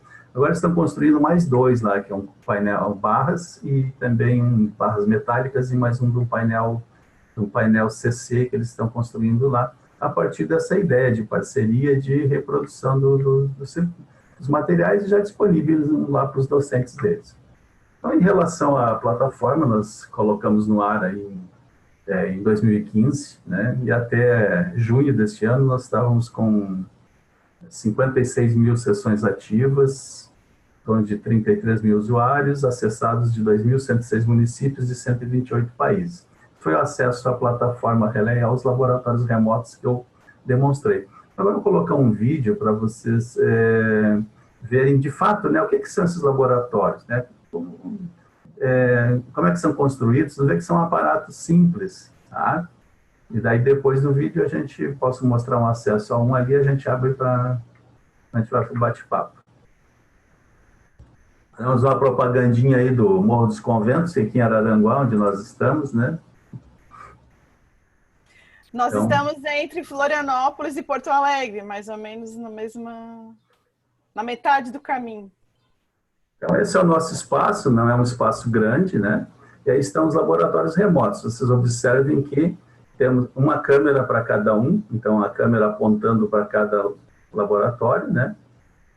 Então, aí temos esse é um painel CC. Interessante o trabalho que o pessoal estava fazendo, a professora Marisa, lá da UFAM, fez usando o painel CC, Tinkercad, muito legal, os de programação, óticos, né? Então, eu coloquei, em média, a produção de todos esses aí ficou em R$3 mil, alguns mais, né, alguns menos. Alguns são simples, como esse painel AC, que é um dos mais simples, mas um dos mais utilizados. Isso aí para práticas aí tem um painel fotovoltaico, mostra a carga do capacitor também. Isso aí que eu falei que tem que ter todo um procedimento de voltar ao estágio inicial para refrigerar, então são detalhes assim, né? Então as câmeras, né? Então a câmera, quando ele acessa, ele já aponta para a câmera e ele faz a prática, né? Então aí a plataforma, fazendo um acesso via plataforma. Aqui no caso vamos acessar o plano, né? Então acesso vai mostrar. Eu já havia mostrado os que estão disponíveis. Então, esse é o painel AC, que é um dos mais utilizados e um dos mais simples, né? São apenas um circuito com lâmpadas, série paralela e mista, que pode ser trabalhado. Esse aí, o pessoal agora tem trabalhado a questão de realidade aumentada, acionando também, né? Então, como é que funciona? Conectou, ele vai lá e aciona, vai acionando as chaves e vai mostrando o circuito ao lado. É bastante utilizado no ensino médio, né? Não tem lá uma prática muito significativa para o ensino superior. Isso que eu falei, a condução de barras metálicas, são 3 barras de materiais diferentes, né? Alumínio, latão e cobre. E faz o aquecimento, daí os sensores vão determinando, e aqui ao lado ele mostra, né, faz o acesso, ele mostra um gráfico, vai mostrando o gráfico ao longo do tempo, E esse laboratório, como muitos outros, eles têm também, ao finalizar a prática, ele emite um relatório. Nesse caso, ele emite o relatório mostrando os gráficos, mostrando tudo no arquivo PDF. Outros, como, por exemplo, o plano inclinado, ele exporta um arquivo CSV. Então, o aluno pode repetir a prática diversas vezes, exportar esses arquivos CSV dos diversos ângulos que ele utilizou, e plotar um gráfico no Excel, por exemplo. Então, esse é o plano, né? Que tem sensores a cada 10 centímetros. Daí, solta a esfera, a pessoa manualmente aciona, solta a esfera e ele faz a leitura. Então é isso. Ele vai lá, seta, ele fazer 90 graus, ele vai setar. Aqui, quem fez a operação fez errado, que soltou a esfera antes dele chegar ao final, né? E esses são aspectos de construção que daí pode, né? Quem tiver interesse pode reproduzir isso, né? Então, ó, isso aí que foi o pessoal, a partir das especificações, montou ele na Costa Rica, né? A partir de todos os dados, lá tem inclusive os próprios adesivos, isso tudo consta lá na documentação. Ó, esse tem sido um dos mais utilizados, né, Juarez, ultimamente? Isso, esse aí que nós vamos fazer 5 peças para a Universidade de Fort Riley, na África do Sul. Eles vão financiar a construção, vai ficar para eles, né, e pagar o bolsista para fazer isso. Então, microscópio, nós temos um microscópio que o professor, durante um período, faz a solicitação da troca das amostras, então tem que ser meio pausado, e daí ele pode, são 6 amostras que ele pode manusear via web, selecionando, né, então ele faz a seleção das amostras. O vizinho que eu havia mostrado... Esse é mais para ensino de ciências e educação básica, né, o microscópio. Isso, microscópio, disco de Newton, a gente tem usado no ensino fundamental. O visir que eu havia mostrado ali para vocês, né?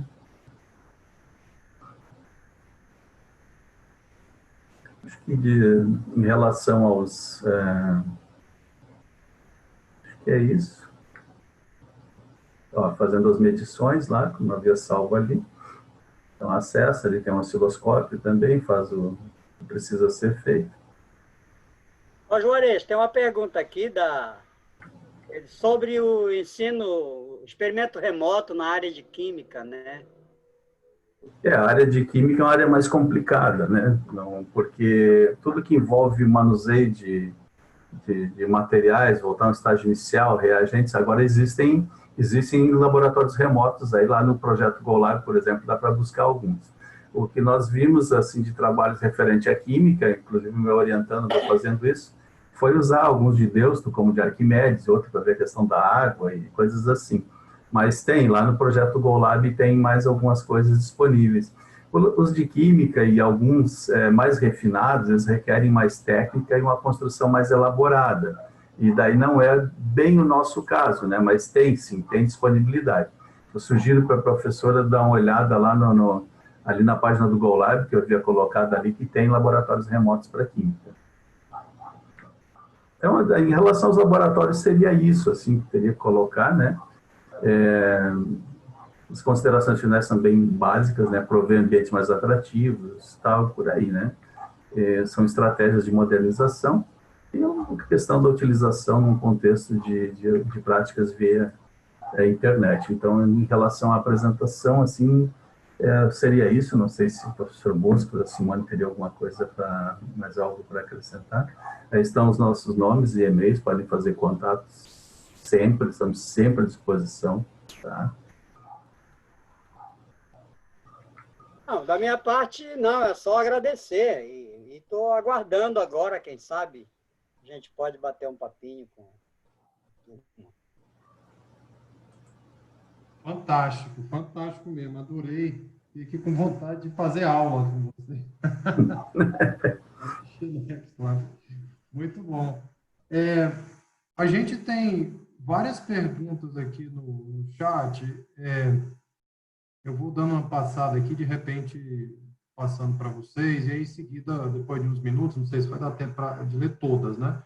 Aí a gente abre para quem quiser fazer interações por áudio, tá bom? Pode ser assim? Pode, tranquilo, estamos à disposição aí, né? Falo por mim, mas eu falo também pela turma ali. Tá legal. Muito obrigado. Então, aqui, o Fábio... deixa eu desligar meu WhatsApp, senão vai ficar fazendo barulho. Então, o Fábio Perozzi, que é professor da Geologia, ele disse que tem interesse, né, no modelo do RexLab, que a parte experimental lá fala que é deficiente. Então, é muito bom ver esse tipo de experiência no experimento. O William Rochadel falou que foi importante a colocação sobre o Moodle ser aberto, né? Inclusive porque permite o desenvolvimento de novos plugins, né? Eu estou falando assim, sem ser pergunta, se vocês quiserem comentar, fiquem à vontade, tá? Mas eu vou dando uma passada aqui até chegar em pergunta. Simone respondeu aqui. Sérgio Joraz perguntou qual é o público-alvo? É aberto para quem? O que eu mostrei ali em relação à plataforma do RexLab, ela é aberta a todos, não tem restrição. Então, hoje ela é aberta, pode ser acessado, tendo um browser acesso, pode qualquer um fazer acesso, né?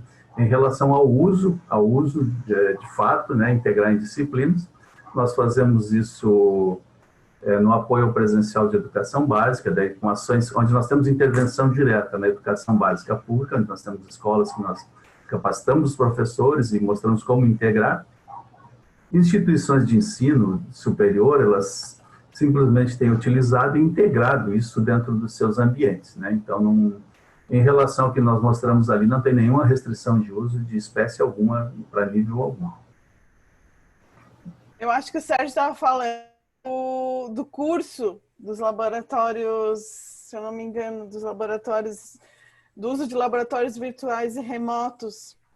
Que a gente, do curso. Naquele momento lá, você estava explicando, eu coloquei no chat o local, a inscrição, e o público-alvo são todos os professores interessados em utilizar laboratórios online, né, Juarez? A gente está ministrando nesse momento um para ensino médio. E esse outro, que eu vou colocar novamente aqui no chat, que está com inscrições abertas, é um curso gratuito, né, via edital da nossa Pró-Reitoria de Extensão, da UFSC. Esse é aberto para qualquer nível, né? O público-alvo são docentes, né? Nós estamos docentes, para os cursos são docentes, até para não restringir um pouco, né? Porque se abrir para estudantes, fica um público muito grande. E como o curso ele é maker, né? Tipo assim, vou mostrar, vocês vão praticar. Então, e inclui também nesse curso, nós solicitamos, né? Não existe uma avaliação, mas é requerido o seguinte, que cada um possa apresentar um plano de trabalho, seguindo algumas orientações que nós vamos passar, um plano de aula, desculpe, mostrando uma utilização dentro do seu contexto de aula de um laboratório virtual ou remoto. Então, esse é o requisito, que seja um docente para poder fazer essa ação prática. Então tá. Já coloquei aqui as informações, tá, pessoal? Seguindo aqui... William Rochadel, ele fez um comentário, eu não entendi se era uma pergunta, ele botou o material didático, experimentos práticos para o Visir, também disponibilizados. Não entendi exatamente a pergunta. Vocês que conhecem... O William, ele colocou em função de que, além do experimento, né, além de digamos assim, oferecer o experimento, a gente também tem bastante já compartilhamento de professores e que nos permitem, né, compartilhar isso com os demais em relação a material didático. Por isso também a gente teve essa ideia de criar a plataforma de compartilhamento de planos de aula, justamente para que se fortaleça, né, essa questão de que, já que eu desenvolvi uma prática ou um plano de aula utilizando um experimento X, que outros professores também poderiam estar utilizando esse material e estar acrescentando novas ideias. E aí, nesse formato, a gente cria uma rede, né, de utilização desses laboratórios. Então, foi nesse sentido que a gente já tem também material didático disponível, além dos... E a gente conta com a participação de todos, né? Todos os nossos professores que utilizam os laboratórios remotos, a gente sempre convida a estar compartilhando conosco para que nós possamos compartilhar com os demais. formando então essa rede de compartilhamento. Muito bom mesmo. Em relação, em relação, não sei se também o William colocou atrás disso, os laboratórios remotos ali, quando acessados, estamos agora dando uma repaginada, mas todos trazem um vídeo de como utilizar, trazem um guia de utilização de aplicação, que é para orientar o professor em relação a isso, né? Isso ali na página do Relé, quando ele vai acessar, além também dos planos de aula, agora que estamos começando a colocar nessa plataforma aberta. Obrigado. O Luiz Antônio perguntou se a excelente apresentação será disponibilizada, já foi respondido aqui, a Simone disse que podem disponibilizar e ficou feliz. O Sérgio Joraz perguntou o custo aproximado, acho que isso já foi respondido, né? Isso, o custo hoje, até eu tenho aqui, eu estava fazendo um estudo, nós mostramos aí o painel DC, AC, condução metais, tal, os que foram mostrados ali, tem um custo médio de 2.990, né? Sendo que o plano inclinado, que é um dos mais requisitados, tem um custo de 5.300, e o painel CC 5.800, que é o mais caro dos que nós colocamos, porque o painel CC ele tem ali uma série de, são muitos leitores de corrente e tensão, nós usamos mais de 20 processadores ARM pequenininhos ali, então ele encareceu pela eletrônica. Ele é um experimento não tão complexo, mas ele é caro para produzir, né? Então, em média, R$3.000 para fazer o lote ali de 10 ou 12. Perfeito. Eu vou fazer mais uma por enquanto, aqui, não sei como está o tempo de vocês, e aí eu sugiro que a gente abra um pouco para quem quiser discutir, sei lá, fazer alguma interação por áudio, se der tempo, no final, se for o caso, a gente faz mais umas perguntas aqui no chat, pode ser assim? Para também não ficar tão longo para vocês. Tranquilo, vocês é que comandam aí o negócio, né? A gente está, não sei se o senhor Bosco, se está tudo certo com ele, mas de minha parte aí está tudo tranquilo, tá? Para a Simone, eu não sei, acho que está tranquilo. Obrigado. Então, só mais um aqui, nesse sentido, né, de custo. A Marlice comentou que a relação custo-benefício parece bem interessante, em termos do baixo custo, mas aí ela pergunta sobre tempo de implementação. Ela quer saber se é demorado, né, implementar. Eu acho que nós havíamos comentado isso antes, né? A implementação ela fica muito associada à disponibilidade de quem vai efetivamente executar, né? Então, por exemplo, a professora dispõe, de repente, um apoio de alguém da parte de informática ou no próprio curso, alunos. Isso é bem legal, assim, muitos cursos e muitas instituições, o pessoal pegou e trabalhou com alunos de mestrado, até de TCC, para fazer implementações e eles ajudaram nisso. Então, mais é da disponibilidade de quem está lá para apoiar a construção, porque os materiais estão disponíveis para serem utilizados, os códigos estão ali. Claro que o código não vai entrar sozinho lá dentro do hardware, então precisaria alguém assim com uma noção de programação para a web, então daquele apoio que a pessoa tem para executar, né? Então o tempo é curto, né? Não teria problema não. Tem alguns laboratórios, como os de práticas de programação, por exemplo, que eles nem requerem a placa de aquisição e controle, então isso é uma ação direta sobre o computador embarcado e usar alguns sensores, que são sensores baratos também. Então, depende de como a pessoa, qual o contexto que ela está, né?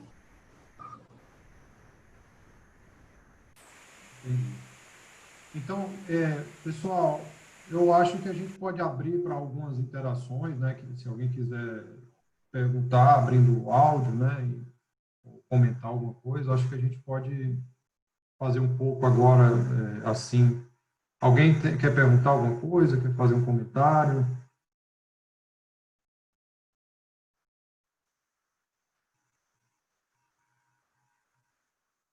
No silêncio. Mas aqueles silêncios na aula remota, né? Que a gente fica sem saber se a internet caiu. Parece uma sessão espírita, né, Tiago? Ô, fulano, se você está presente, por favor, dê um sinal aí. Dê um sinal. Não, tudo bem. Então, eu acho que por enquanto não tem ninguém querendo se manifestar por áudio. A gente está perto de 5 horas, então, de repente, a gente pode seguir com algumas perguntas aqui, digamos, até 5 ou 5 e um pouquinho. Se alguém quiser se manifestar, é só pedir a palavra que a gente abre, tá bom?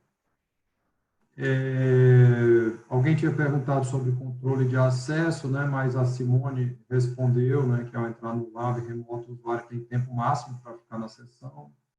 Então, acho que já foi respondido. A Tamara disse que isso vai ajudar muito os laboratórios da COP. O Neumann parabenizou o trabalho, né, disse que ele é muito inspirador. A Shirley também, parabenizando, né, a utilização da experimentação remota por parte dos alunos é tranquila, né? A Marlice elogiou, né, muito interessante. Depois disse, não posso deixar de perguntar, já que vocês têm todo o conhecimento da área, já viram no Brasil laboratório remoto com aplicação na área de química? Acho que isso já foi respondido também, né? Acho que vocês falaram. Tá, então vamos seguir.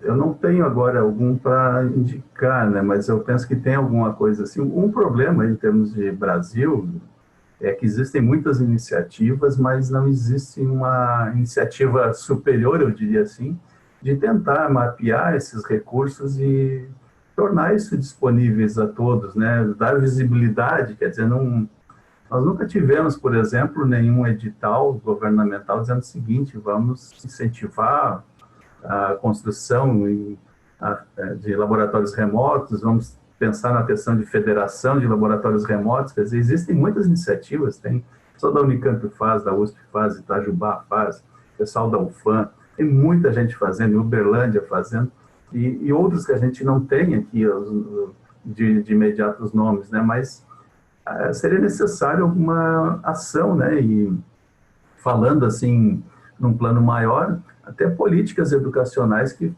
projetassem desse tipo de laboratório, principalmente na educação básica, onde não tem laboratório. Nós temos quase 93% das escolas hoje não tem laboratórios. E, enquanto isso, em alguns países, como a Austrália, já colocou laboratórios remotos como dentro das políticas educacionais, a África do Sul está fazendo isso agora. E a gente, com um país desse tamanho, um país continental, com muitas distâncias, com muitos problemas, uma infraestrutura terrível na educação básica, deveria incentivar, né, esse tipo de coisa. Daí, incentivando, começam a emergir essas iniciativas e coisas bem bacanas. Tem muita coisa muito legal sendo feita, mas a gente não tem assim, uma noção de tudo isso, infelizmente.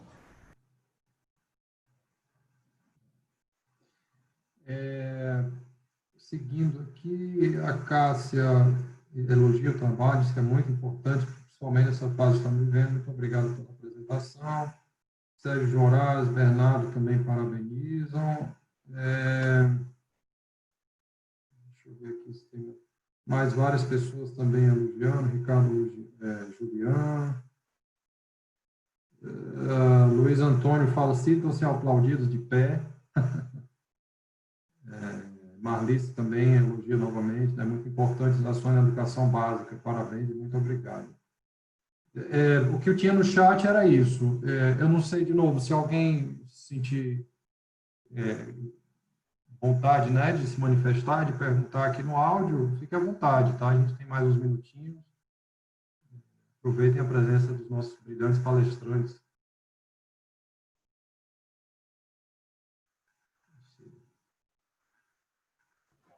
Então, eu acho que pessoal, teve bastante pergunta, bastante dúvida respondida. Oi, boa tarde.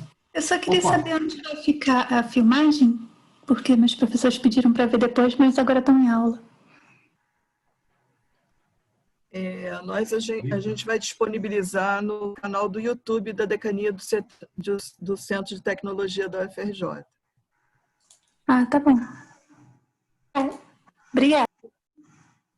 E eu peço para vocês divulgarem, tá, Tamara, os demais que acessarem, compartilhem, né, com outras pessoas. Eu acho que foi muito legal essa apresentação, essa sessão de perguntas. Então, professores, se os senhores quiserem deixar disponível a apresentação, a gente pode depois distribuir por e-mail para os inscritos aqui no nessa apresentação, tá bom? A coordenação de integração fica à disposição dos senhores. Tranquilo, a apresentação, como é que eu faço? Eu envio por e-mail, pode ser? Pode enviar para mim, professor, para a Rita ou para a Iris, tá bom? Tranquilo, enviando em seguida. Muito obrigada. Então, eu acho que com isso a gente pode caminhar para o encerramento, né? Então, agradeço novamente muitíssimo a disponibilidade de vocês, né? A gentileza, né? A gente sabe que a agenda de todo mundo está muito apertada, cheia de reunião, de aula, enfim, atividade. A gente tendo que aprender a fazer as coisas com as coisas andando, né? Então, não está mole. Então, a gente agradece imensamente vocês terem dedicado essas horas agora à tarde para esse público nosso aqui, né, da universidade. E, de novo, a gente reforça a ideia de que isso, tomara que seja uma parceria contínua, né, que a gente consiga desenvolver projetos nesse rumo em conjunto. E aqui eu abro, acho que o professor Walter, nosso decano, abriu a câmera, acho que ele quer falar alguma coisa, né, professor Walter? Eu só queria agradecer, né, a todos aí pela apresentação, né, e parabenizar também, né, por esse trabalho, achei excelente, né? Acho que os professores que, né, estiveram presentes, tenho certeza que gostaram e vão, né, os que são envolvidos, está baixo o meu som, né? Não, está dando para ouvir bem. Está dando para ouvir bem? Tá.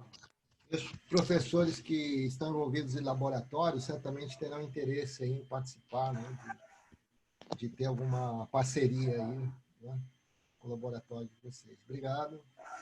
Até logo. Muito obrigado pela oportunidade, né? Muita saúde a todos aí, nesses tempos de pandemia, né? Estamos à disposição no RexLab para parcerias, para dúvidas, e entre em contato, né, pelos canais, ali eu coloquei no chat os sites, mas o professor Juarez vai disponibilizar a apresentação, então lá também tem os demais e-mails e outros vias aí que vocês podem estar utilizando. Um abração a todos, um bom final de semana. Muito obrigado. Bom final de semana para todo mundo. Também só dar um grande abraço a vocês, eu agradecer e tudo de bom para vocês e para as famílias de vocês, ok? Eu também gostaria de agradecer e falar que nós estamos à disposição. Nós precisamos muito de cúmplices nesse trabalho para poder ampliar essa rede, né? E a educação brasileira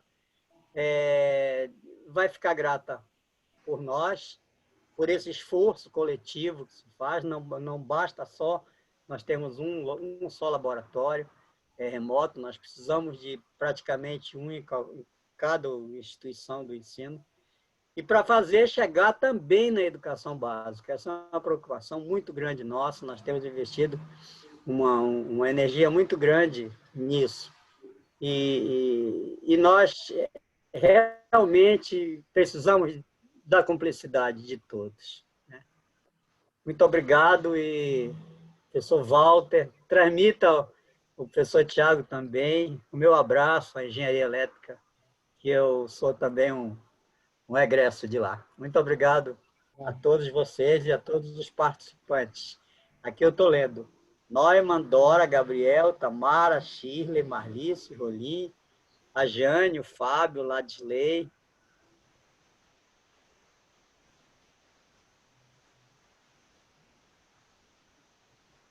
Eu acho que deu uma travada. Acho que deu uma travada, hein? Deu uma travada? Voltou, o senhor voltou. Olha, mas tinha bem mais gente, viu? É que o pessoal foi saindo agora no final. Eu sei. Tem outros compromissos também, né? Parece bumerangue, ele vai, mas volta, né? Mas eu quero também, reforçando nós precisamos de cúmplice, né? E também que se imagine projetos para auxiliar a educação básica nessa área de STEM, né? Que o professor Juarez, a professora Simone falou. Na educação básica, educação média também, não só no ensino superior. Um grande abraço a todos, né? E muito obrigado, Tiago, a Iris, e a Rita, todo mundo. Obrigado, queridos. Muito bom. Obrigado, viu? Um abraço para todo mundo. Até mais. Ok. Paz a todos.